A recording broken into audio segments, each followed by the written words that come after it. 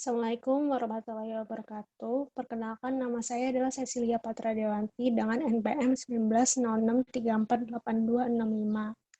Saya berasal dari kelompok 3 Biologi Struktur untuk praktikumnya.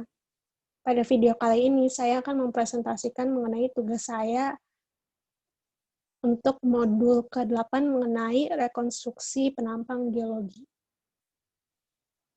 Tujuan dari modul ini adalah untuk mendefinisikan penampang dan merekonstruksi penampang geologi secara manual.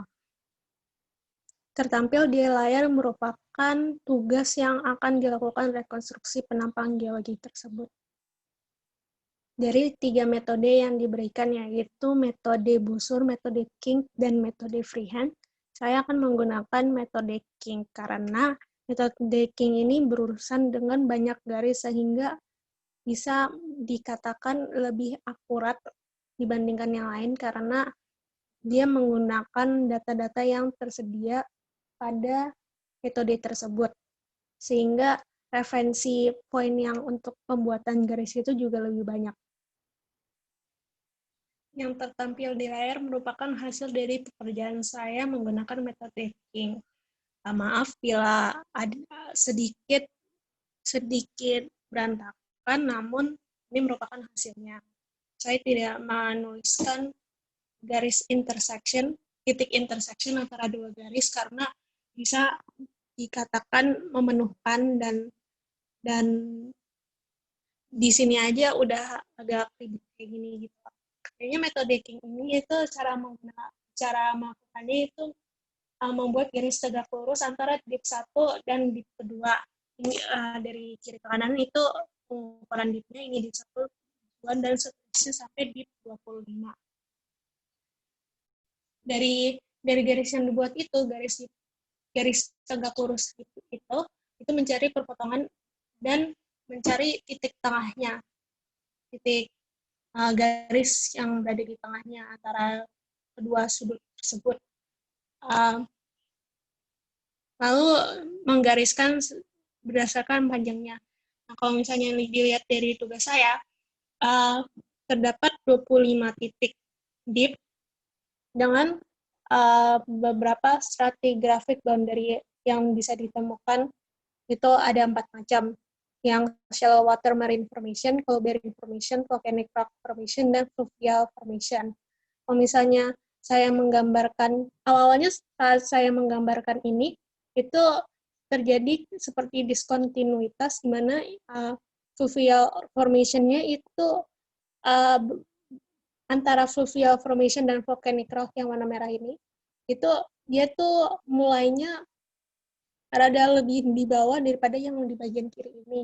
Artinya ada dua kemungkinan interpretasi saya itu bisa terjadi adanya sesar atau ini merupakan perlipatan yang tidak simetris.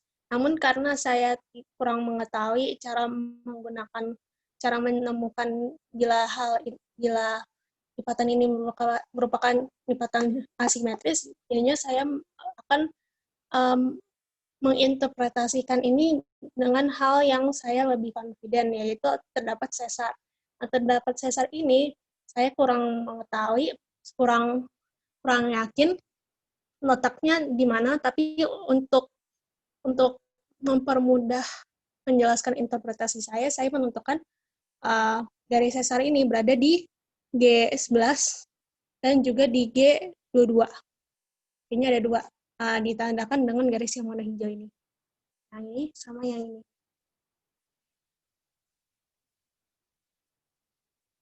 Bisa dilihat juga kalau misalnya yang bagian di sini, seharusnya kan kalau misalnya terdapat sesar seperti ini, yang bawahnya itu juga mengikuti displacement yang dihasilkan juga mengikuti, sehingga walaupun di operannya itu berakhir di garis 25, saya mengikuti untuk yang warna merah ini, yang volcanic rock formation, mengikuti disposition-nya dari sesar ini. Makanya itu bisa dilanjutkan seperti ini. Namun untuk yang bagian di sini, karena di sini tidak ditemukan deep apparent, jadinya saya tidak meneruskan shallow water marine formation-nya seperti yang saya lakukan ya berada di sini. Selanjutnya juga terdapat erosi di shallow water marine formation, sehingga kalau misalnya dilihat di bagian kiri itu kan rada besar gitu kan. Jadinya kalau misalnya dilanjutkan untuk mengikuti formasi lipatan ini dan dilanjutkan ke sini itu kurang cocok menurut saya. Untuk yang warna kuning, ini kan kuning ini yang berada di bagian kiri itu lebih besar dibandingkan, lebih tebal dibandingkan yang berada di kanan. Kenapa saya tidak melanjutkan? Karena akan meribetkan yang ada di sini. Terdapat banyak garis perpotongan, dan saya tidak ingin membingungkan cara membacanya, jadinya saya membataskan hingga di paparan yang ini. Ya.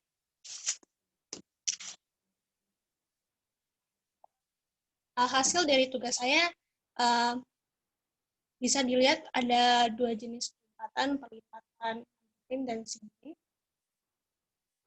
Namun karena tidak diketahui apakah yang lebih tua itu yang mana, jadinya bisa dikatakan adanya antiform dan sinform. Baik, terima kasih telah mendengarkan presentasi saya mengenai praktikum rekonstruksi penampang. Mohon maaf bila salah memberi informasi atau kesalahan dalam mempresentasikan hasil saya. Semoga ini membantu. Assalamualaikum warahmatullahi wabarakatuh. Terima kasih.